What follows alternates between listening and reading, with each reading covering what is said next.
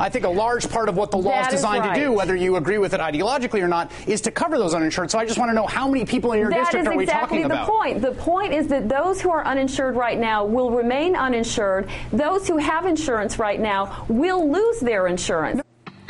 There's a lot of confusion about the implementation of Obamacare and the effects it will have on people, and that confusion extends all the way to the halls of Congress. On last night's show, Republican Congresswoman Renee Ellmers from North Carolina seemed unclear about what would happen to those who can't afford health insurance and those who are already covered.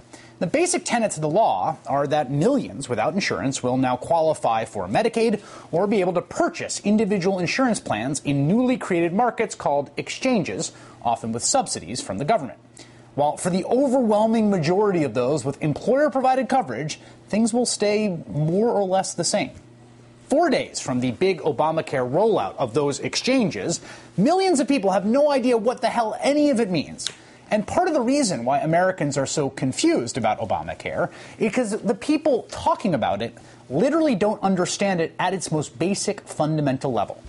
Some of this is blatant fear-mongering around the law, but more of it is just not understanding what it does. This morning, we got a perfect case study of this dynamic on live television. The small business exchanges were supposed to be open. It's called the Shop Exchange. It's supposed to be open on the first day of October. And because of software glitches and they haven't figured out quite how to do it, they're going to say, essentially, you can fill out a paper. However, it won't be available online probably until November. Okay, so it seems like Steve Doocy of Fox Friends read the Washington Post yesterday and discovered that government small business health exchanges, which are similar to the individual exchanges but designed for small business owners to shop for plans for their employees, that will not open for online enrollment until November, which is not the best thing in the world. But what Steve Doocy doesn't seem to grasp is that the law's insurance plans don't fully go into effect until January 1st. January 1st is a very important date. Because, again, that's when the law goes into effect, when people start getting insurance. Sign-up starts in a few days, but the law doesn't go into effect until the first of the year. For instance, let's say I signed up for direct deposit at my job the other day, but it won't go into effect for another 2 weeks. That doesn't mean the direct deposit program at the bank is broken. But that wasn't the only thing Doocy was confused about. Remember during the original argument about whether or not we should go ahead and pass the Affordable Care Act, also now known as Obamacare, very famously, Karl Rove said on this program, he said, 85% of the country has health care and likes it. So why blow up the entire system for 15%? Okay, I don't think Steve Doocy is being disingenuous here. I think he, like millions of people, including many people in the media, just don't understand the basics of the law.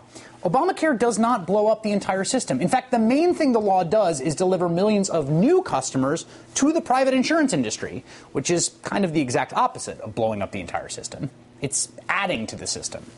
If you're home watching this right now, the odds are extremely high that essentially nothing, aside from some added benefits and protections, is going to change about your health insurance on October 1st, when the health exchanges go live online, or January 1st, when they start insuring people. Nothing at all. But there's something else Steve Doocy and his friends seem completely obtuse about. There's a new poll out this morning that says that, take a guess. How many people in this country, what percentage, have insurance now for the very first time because of the Affordable Care Act? How many? What percent? I'd go 20. Let's go 20%. Wait, 20%? That is a terrible guess, considering that Doocy just said 15% of the country didn't have health insurance. But, okay, let's continue. What percent? I'd go 20. Let's go 20%. 1%. Oh, great. 1% of the country now has insurance because of the Affordable Care Act. That's it?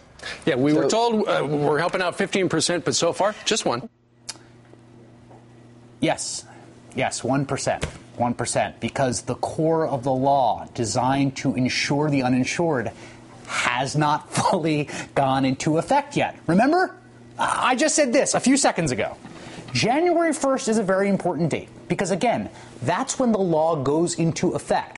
But Steve Doocy believes the new health care law has failed to insure the millions of Americans who currently lack health insurance before the law goes into effect.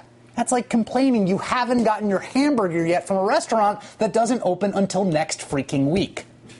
Look, laws are big and often complicated, and it is genuinely difficult to figure out the details. They're confusing, and what might happen in the future is difficult to predict. But that's what those of us in the news media are paid to do.